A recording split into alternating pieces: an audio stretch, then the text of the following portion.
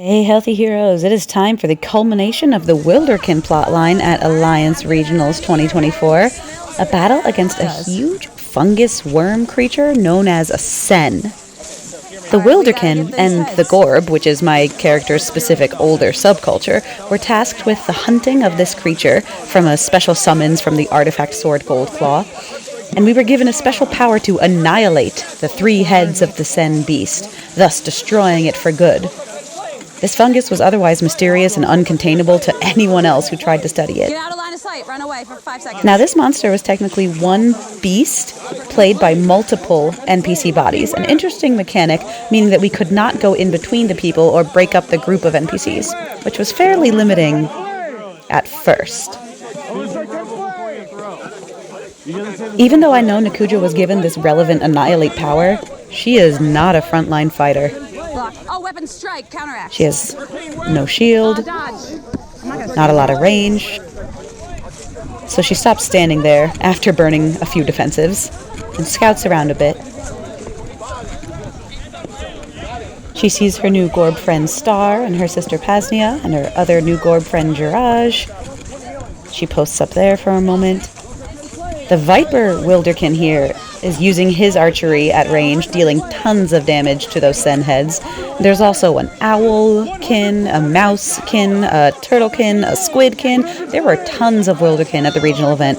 While Nakujo does not claim the same culture or identify as one of them in-game, she respects their more feral culture and heightened survival instincts. Her anger about being considered the same as them for this mod was overblown in some of the roleplay choices I made during this event, for which I apologize.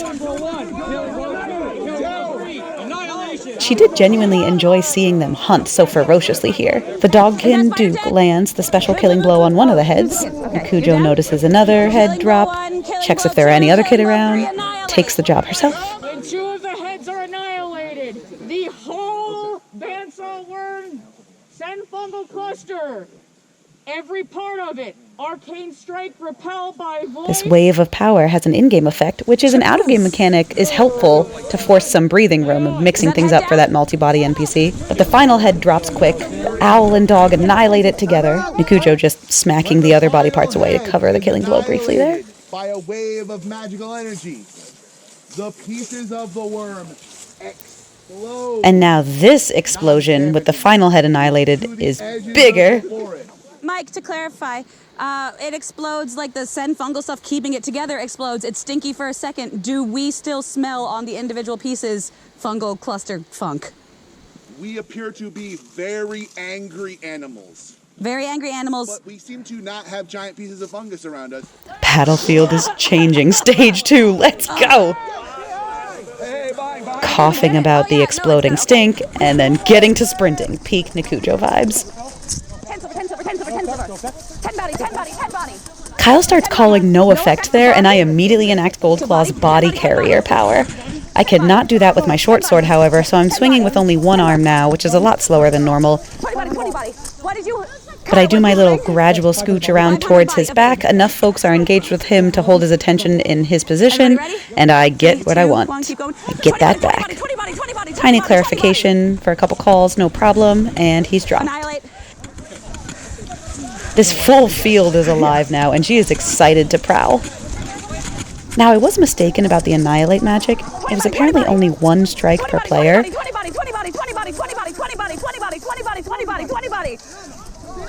I thought it was a mechanic for the full battle. So I'm using it on every killing blow here. And she's moving with a lot of enthusiasm and aggression to complete this hunt that she accepted.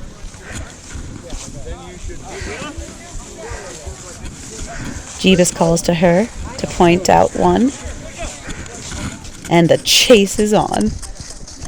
I got perhaps a little too eager here in that chase because 2 more monsters jumped in on the side, catching me by surprise. I have to backpedal a lot. I soak some damage into my armor. I have to call some defenses. Web, dodge. And then I even trip on the hill. Whoops. Thank you for your patience, Kyle. Tiny little field reset, just for safety, like you can do at LARP. 2 evades on you. Okay. Get everything clarified. Get myself immersed again. Don't look around, that's cheating. Okay, I'm good. Ready? And she runs off to refit. The tree all the way over here feels isolated and safe enough for her fast refit skill. Refit complete. And then she went looking for Tyrion for some healing because she knows him best. She's been training with him longest. Tyrion. But when Cambridge offers, she does not get offended. Yeah, a little bit. Even though she had just met him. 10. Due to what they had been going through together this weekend with all the Gorb and Cub spirits, he's a good training partner and she respects him. No. Killing blow 1. Killing blow 2. But finally now, Noli, the reindeerkin, drops the out-of-game mechanic bomb on me. You only get one of those per person. What? You only get one annihilate. We got one eviscerate, but we get. I am all of our definitely killing blows are confused. annihilate now. I'll double check with him. No, thank you. I'll double check with him. Do we just get one? No, you got one to pop the big thing. But I appreciate that, so I run off, clarify with the plot marshal. We got one eviscerate or one dodge. I misunderstood. I've been annihilating all the guys. And that's perfectly fine. Cool flavor for you. I'll just stop doing it. Yeah, at the end of this encounter, it wears away. That part wears away. Thank you. Sorry about that. Yeah. Even without the cool Annihilate carrier, Nakuja was still amped about completing this hunt. Getting directly asked for a mercenary or a bodyguard job is actually a high honor in her culture, and she enjoys doing it. I know, there's 2 in here actually. So she is fully honed in, looking to destroy all these animals. She runs in for a surprise attack. Hesitating to engage with the other ones, Cambridge there is using a shield effectively. Oh, but not strike. Man. I got a little rules confused for a second. But Nakudro always strategically lets the monsters get their packets thrown before engaging with them. Unless, of course, I can get behind them. So I'm waiting for my moment against these ones. Little grumpy, little impatient. By body? Peeled by body? Sorry, I heard lightning. Body. So, okay. It's definitely easier to get a little rules flustered in these highly exciting story conditions. And you were throwing arcane shackles, right? No, he was throwing arcane. What were you throwing the packets? 8 stun limbs. 8 stun limbs, that's right, but blocked is blocked with a blade. Okay. Cool, thank you. Oh yeah. Killing blow 1. So I ask for as many 2, clarifications as I need to keep things clean. I hear another monster come in here, and I think I can actually get a surprise in on it. So I try to move quietly and quickly, a little lateral scoot over here, to sweep around, and yes, I can land on the back. He does still have some packets, and I have to burn defenses on him, but I block his big weapon swing and get him down. I do a quick mental tally while I have a moment to consider the skills on my card. Dodge, evade.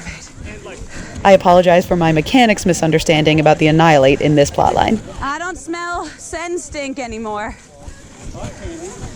Yeah, these are just really angry animals. I do a final scout around and all done. Join the battle at alliancelarp.com. I think we might have cleared them out.